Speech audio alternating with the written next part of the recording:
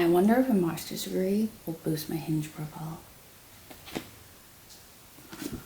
Good morning. My name is Celestine and I create videos on tech, career and lifestyle. Well, career as a product manager slash data slash business intelligence analyst, should I say. Anyway, welcome and let's get into it. Today we are talking about why I chose to do a master's degree in artificial intelligence, or AI for short. Anyway, so let's break it down, starting with the basics. Did you know that according to this one career report that I shall link below in the comments, only 6% of South African citizens at present, or in 2021, here's my dog. Would you like to come closer to say hello? Come.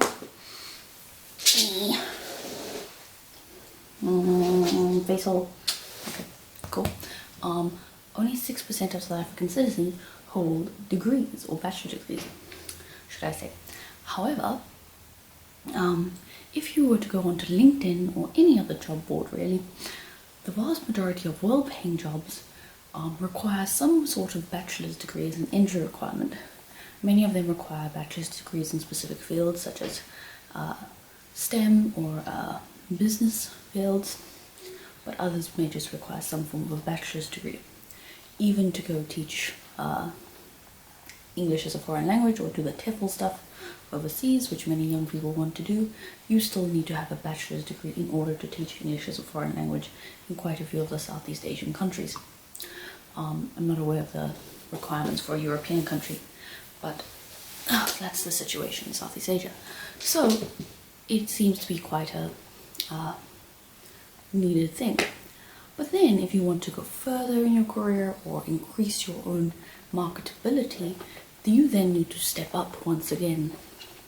And there is where the postgraduate education comes in.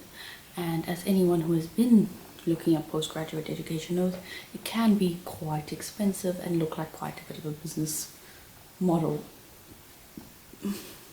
So here's why I chose to do my master's degree. Number one, industries of the future. Artificial intelligence is predicted to be one of the biggest standalone industries of the future. However, it also impacts on many others: medicine or health, the e-commerce, finance or fintech, and of course education. I am currently a product manager within the tech space, so yeah. And then of course it touches on artificial intelligence, touches on many other things as well, so within our daily lives, such as IoT and obviously the recommendation algorithms on your Netflix and other subscription sites you make use of. So yeah, that's all quite cool. And then finally, as we look at our lives or careers as a use of skills, the more skills we have, or the more transferable skills we have, the better. So if you are able to do code, or how fantastic, Celestine. If you are able to code, or you are able to have great writing skills, which is very useful within documentation, which surprisingly many IT people suck at, trust me. And then like things like an additional language spoken, all of these things help you out immensely when you are looking at your career. So anything you can do to enhance yourself is important. Number two, personal interest within the field. So I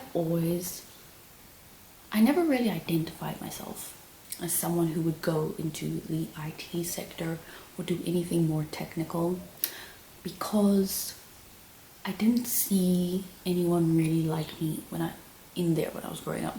When I was growing up, the only people I really saw in IT were guys. So that was obstacle one. And at university, almost everyone I saw studying it were male. Obstacle two. Then I'm not that into superheroes or like Marvel and things like that. Aside from Batman, who is no longer everyone's favorite. I don't really see those types of things as my favorite. I love fashion and shoes and like pink, and I like reading, and like who reads anymore, you know. And I like art and going to museums and learning languages and spending my day eating cookies and reading books and watching crime dramas. So I didn't really see myself as fitting into like bro culture. So then, yeah. However, when I started coding, just as like an interest thing, because I thought maybe I would be like a software engineer, because I thought that would be cool. Turns out I don't really like software development as much as I enjoy data science. But anyway, the electrifying feeling that like comes over you the first time you get to actually create something out of nothing is unbelievable. Like, I don't know, I can't explain it. It's really cool.